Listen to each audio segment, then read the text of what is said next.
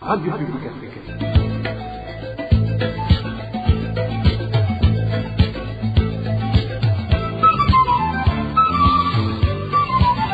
Radio Publique Africaine.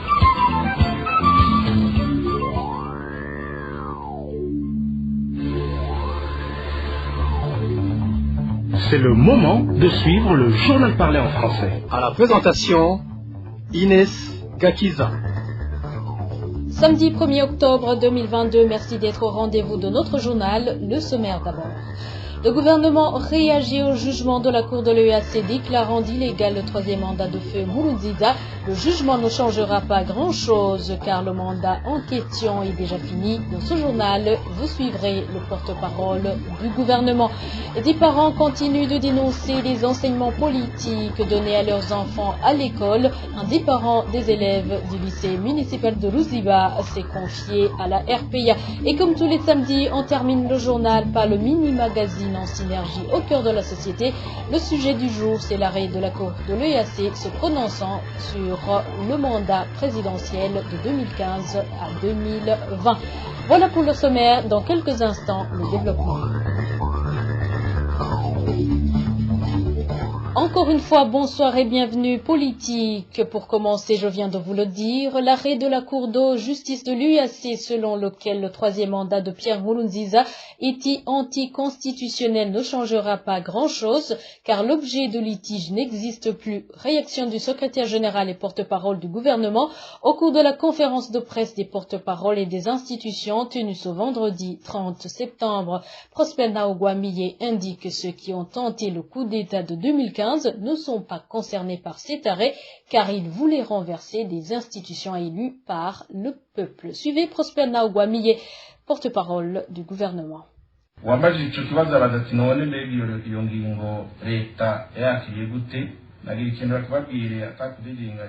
Celui qui a posé la question m'a demandé comment le gouvernement aurait réceptionné la décision. Je vais vous répondre clairement. C'est un arrêt qui ne réduira grand-chose car le mandat de 2015 à 2020, qui était d'ailleurs objet de litige, a expiré. Même les personnes concernées n'existent plus par la volonté divine. Vous comprenez donc bien qu'il n'y a plus d'objet de litige. Par conséquent, cette affaire est atteinte. Pour la deuxième question, vous avez demandé si ceux qui ont été arrêtés ne vont pas être relâchés. Je voulais signaler ici que ceux qui ont tenté de renverser le pouvoir voulaient renverser les institutions ici des élections pour un mandat de 2010 à 2015. Les lois du Burundi punissent sévèrement toutes les personnes qui tentent de s'accaparer du pouvoir par force. Pour ceux qui ont voulu renverser le pouvoir du mandat en cours et dont les institutions sont ici des élections, là, je vous demanderai de ne pas mélanger les choses pour ne pas s'aimer la zizanie au sein de la population.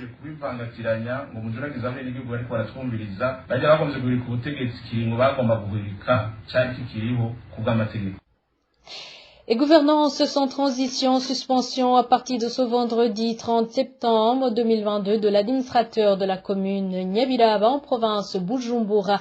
Simbananiye Ferdinand a été suspendu par ordonnance ministérielle. Selon cette ordonnance, Simbananiye Ferdinand s'est entre autres illustré par la mauvaise gestion du patrimoine de la commune, la malversation économique, le détournement des fonds communaux, l'usurpation des fonctions ainsi que la violation des marchés publics.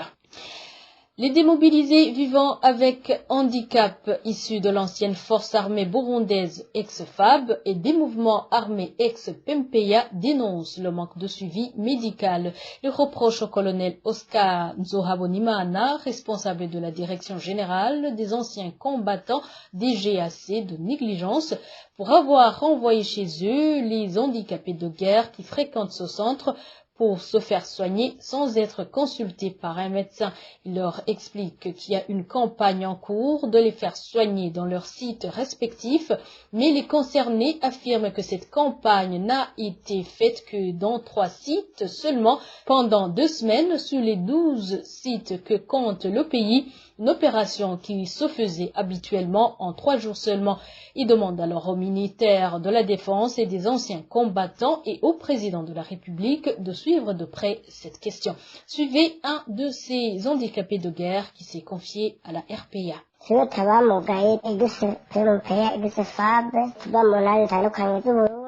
Nous, démobilisés ici des ex-forces armées burundaises, des FAB, et des anciens combattants des mouvements armés ex-PMPA, vivant avec un handicap, déplorons la façon dont nous sommes traités. Lorsqu'on se rend à la DGAC pour se faire soigner, le colonel Oscar Nzuhaunimana, responsable de la direction générale des anciens combattants, nous renvoie à la maison sans être soignés, arguant qu'il y a une campagne en cours qui a comme objectif de nous faire soigner dans nos sites d'habitation, qui sont au nombre de 12, construits dans 10 provinces. Pour nous, cette soi-disant campagne a été organisée pour tromper l'opinion, parce qu'ils nous refusent les soins de santé au sein de la DGAC, arguant qu'ils sont tentés de nous soigner chez nous dans les sites, alors que c'est faux. Ils ont visité 3 sites seulement en 3 jours, à savoir le site de la province de Rumonge, Chibitoke et celui de la province d'Ongozi, alors que ces dernières années, tous les 12 sites étaient visités pendant les 3 jours. Après avoir rendu visite aux anciens combattants handicapés du site d'Ongozi, ils ont arrêté par là et ils n'acceptent pas de nous recevoir à la DGAC pour se faire soigner comme d'habitude.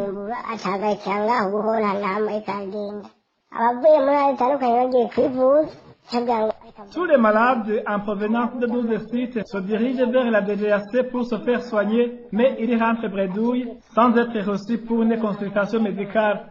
Ces dernières années, tous les sites étaient visités en 3 jours seulement, suite aux injonctions du secrétaire permanent au sein du ministère de la Défense nationale. Ce dernier s'intéressait beaucoup à nous et il cherchait toujours à connaître notre état de santé. On accordait aux médecins et aux chefs de mission un véhicule pour parcourir tous les 12 sites. Cette activité était réalisée en 3 jours seulement. Mais aujourd'hui, le colonel Oscar Nzuhaunimana considère la DGAC comme son propre champ où il fait tout ce qu'il veut sans rendre compte à personne. Il semble que le président de la République et les responsables du ministère de la Défense nationale ne soient pas au courant de ce qui se passe. Le colonel Oscar Nzuhaunimana est à la tête de cette direction depuis 2015, raison pour laquelle il fait tout ce qu'il veut. C'est pourquoi nous demandons au président de la République, au ministre de la Défense nationale et au secrétaire permanent au sein du ministère de suivre de près ce qui se passe à la DGAC.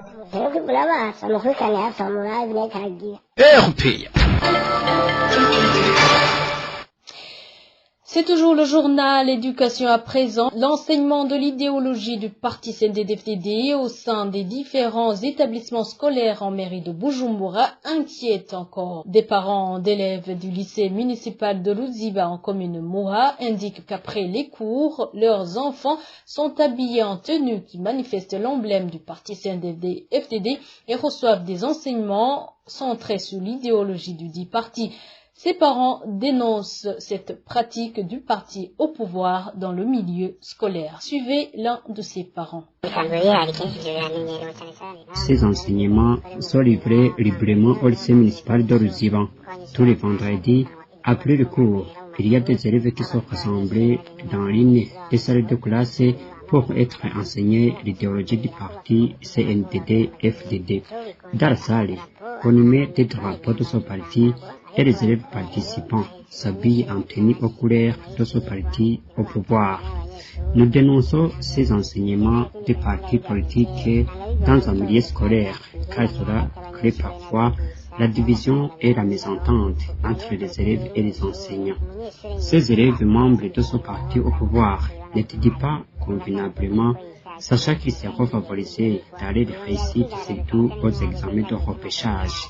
Ils se comportent souvent mal devant les enseignants, à l'égard qu'ils sont soutenus par les responsables des 10 partis dans différents échelles. Éducation toujours, une somme d'1,2 milliard de francs burundais a été débloquée cette année scolaire pour l'achat de 90 000 bons pupitres, en plus de 90 000 autres qui ont été réparés. Cela a été annoncé ce vendredi par le porte-parole du ministère de l'Éducation nationale et de la recherche scientifique au cours de la conférence de presse animée par les porte-paroles de différentes institutions étatiques. Liboire Bigirimana indique que c'est dans l'objectif de trouver solution petit à petit au problème de manque de bons pupitres observé dans les écoles. Suivez plutôt Liboire Bigirimana, porte-parole du ministère de l'Éducation nationale. nagomba kubamenyesha yuko koko twaraye dutanguye umwaka w'ishure w'ibihumbi 2022. Je voudrais vous annoncer que nous avons effectivement commencé l'année scolaire 2022-2023, mais nous ne pouvons pas affirmer que l'année a débuté sans problème. Il y a bien sûr le manque de matériel dans les écoles. Je voudrais ici donner des réponses compte tenu des questions qui m'ont été posées. Si je reviens sur la question qui concerne le manque de bancs pupitres, qui est souvent évoqué par beaucoup de gens, je voudrais vous dire que le gouvernement a essayé de tout faire pour que le problème de manque de bancs pupitres soit résolu progressivement.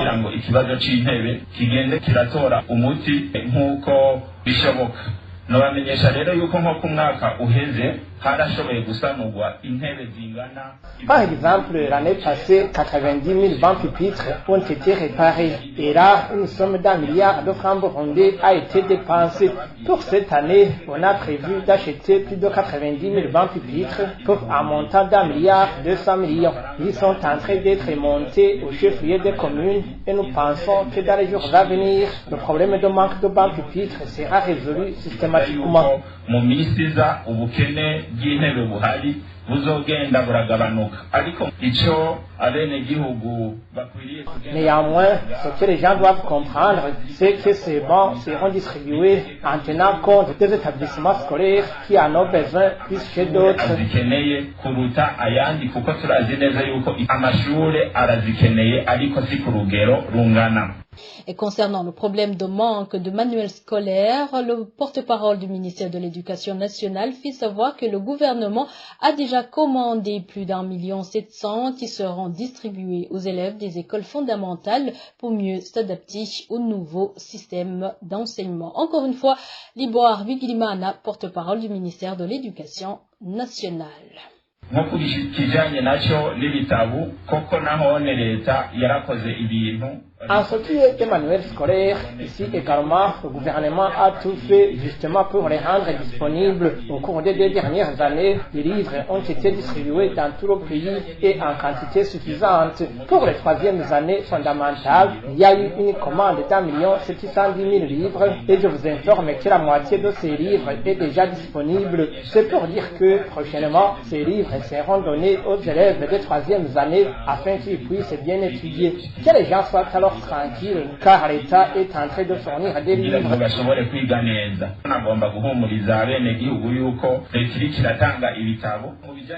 Pour les élèves des 4e années, les anciens livres continuent à être utilisés. Mais je vous annonce qu'on est en train de réformer le système d'enseignement. Donc l'année prochaine, on aura ces livres et ils vont les utiliser. Et puis pour les 5e et 6e années, au moins 800 000 livres sont en cours de production par la RPP. Donc, il faut comprendre en général que l'État fait le tout possible pour que le matériel et surtout les manuels scolaires pour les élèves soient disponibles.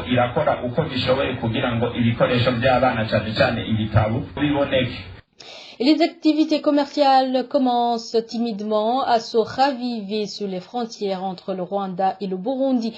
Selon nos sources sur place, le nombre de voyageurs a augmenté depuis vendredi dernier. Seulement, selon les habitants des communes frontalières avec le Rwanda, la population locale utilisant les cartes d'identité n'a pas encore le droit de traverser comme jadis dans le cadre du bon voisinage. Eric. Sur la frontière burundo-rwandaise de Kurua, ce samedi, il y avait du mouvement sur la population sur place, des sorties et des entrées au pays sont multipliées, surtout depuis vendredi. La population sur place qui vit du commerce s'en réjouit. C'est comme celui-ci qui vit de la vente de brochettes. Nous sommes très contents parce qu'on ne travaillait presque plus. Jusqu'ici, les voyageurs étaient très peu nombreux. Tu peux te rendre compte toi-même. Tu ne pouvais pas trouver un tel mouvement de personnes ici. Aujourd'hui, tu peux abattre une chèvre par jour, même si elle n'est pas entièrement consommée, mais quand même, l'évolution est remarquable. On pense qu'on pourra encore en profiter beaucoup plus quand on aura supprimé les $15 exigés à chaque étranger qui entre au pays. Cependant, il y a encore un problème. La population des communes frontalières qui pouvaient entrer ou sortir le pays par simple présentation de la carte d'identité n'ont pas encore recouvré cet avantage. Avant la fermeture, on pouvait entrer et sortir sur présentation de la carte d'identité. La population locale pouvait se rendre au marché de Bugarama et celle du Rwanda pouvait également venir chez nous sur présentation de la carte d'identité. Mais aujourd'hui, j'ai entendu dire que l'on peut entrer ou sortir sur présentation d'un passeport ou d'un laissez-passer CPGL. Ainsi, cette femme demande au gouvernement de penser aussi aux simples citoyens qui ont besoin de faire des sorties du pays pour le bien-être de leur famille. Auparavant, on pouvait sortir du pays sur présentation de la carte d'identité. Là, on te donnait un jeton et te laissait sortir pour récupérer ta carte au retour. Alors, ce serait très bien si l'on nous aide dans ce sens, ou alors que l'on nous aide en mettant en place des laissez-passer CPGL abordables pour le petit peuple. Tu sais qu'on ne peut pas survivre sans sortir du pays. Quand on sort du pays, on peut gagner quelque chose. Tu rencontres un ami de l'autre pays et vous faites un partenariat gagnant-gagnant. Il est à signaler que sur les frontières qui n'ont pas de bureau de la police, de l'air, des frontières et des étrangers PAF, personne n'est autorisé à y passer. Aussi, bien pour sortir que pour entrer, ces frontières étaient normalement utilisées par les populations locales des communes frontalières sur présentation de la carte d'identité et cela dans le cadre du bon voisinage. Et parlons sécurité avant d'entamer la dernière partie réservée au mini-magazine en synergie. Une personne a été tuée par un policier la nuit de ce vendredi sur la colline Ebgoga en commune et province Gitega. Les informations sur place font savoir qu'une bagarre survenue dans un bistrot où la victime prenait un verre serait à l'origine de sa mort. Et enfin, le mini-magazine au cœur de la société d'aujourd'hui se focalise sur l'arrêt de la Cour de justice de l'UAC sous le 3e mandat de Pierre Nkurunziza. Le mini-magazine vous est présenté par Émile Nibasumba. Au cœur de la société. Au cœur de la société est une émission de tous les samedis préparée en synergie par les radios Inzamba Agatekakawe, Radio RPA Ijwi Wanyagihugu, ainsi que la radio-télévision Renaissance. Dans un arrêt qu'elle signale avoir rendu le 25 novembre 2021, la Cour de justice de l'EAC indique que le 3e mandat de Pierre Nkurunziza était illégal. Mais comme le président Nkurunziza est mort et son mandat a expiré, le gouvernement du Burundi évoque une décision sans objet. Nous avons recueilli les réactions d'un juriste et d'un politique que vous allez suivre dans le mini-magazine au cœur de la société de ce 1er octobre 2022. Vous êtes avec Émile Nibasumba.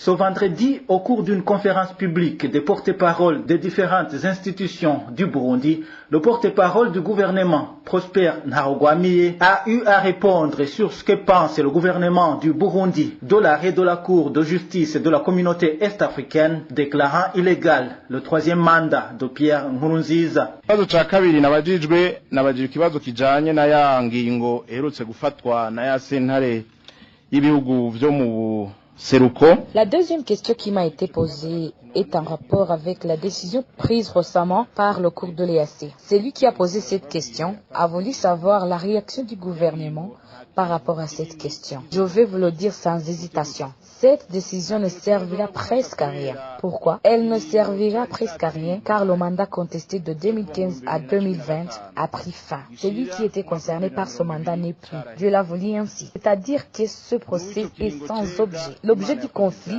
n'est plus. Et si l'objet du conflit n'est plus, ça signifie que le procès est nul et de nul effet.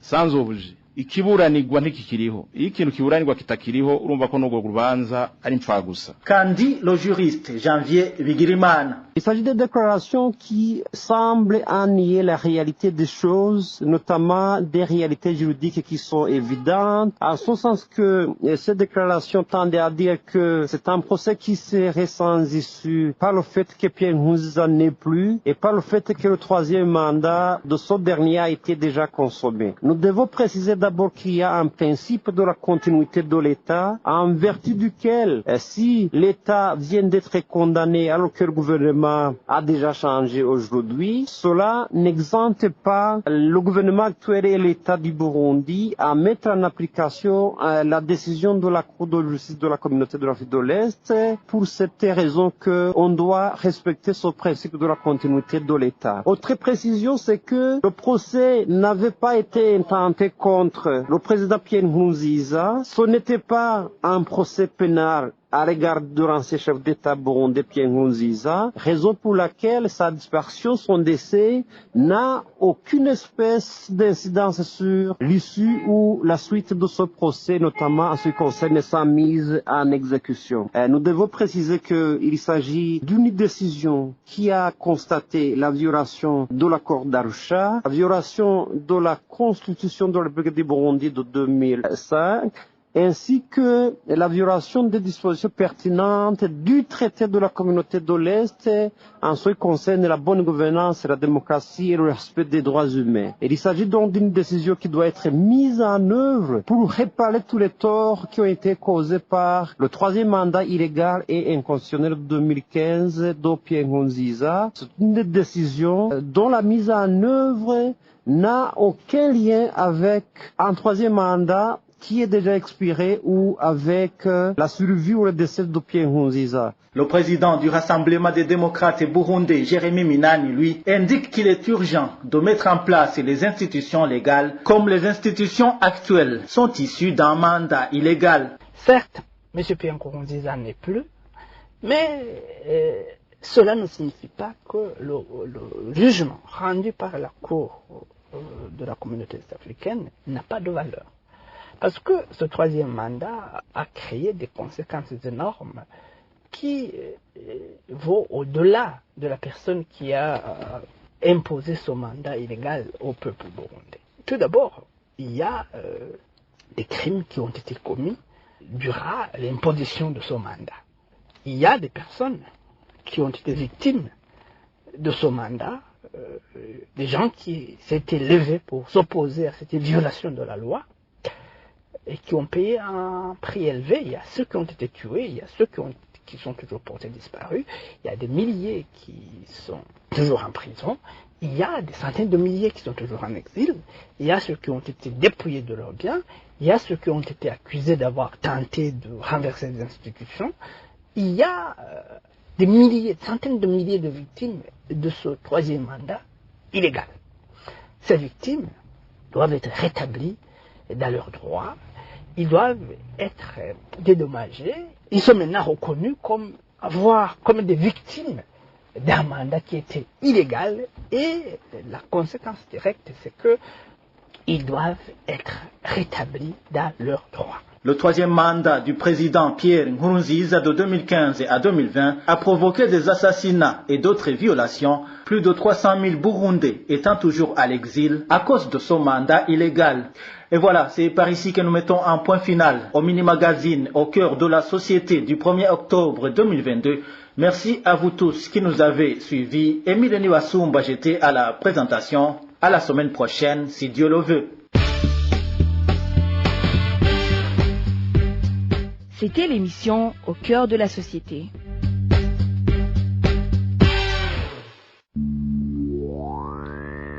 Merci Émile Niwasumba, c'est par ta voix que nous mettons point final à ce journal de ce 1er octobre 2022. Merci de nous avoir prêté une oreille attentive. Inès Gakiza, j'étais avec vous. Je vous souhaite de passer de bons moments chez vous. Au revoir.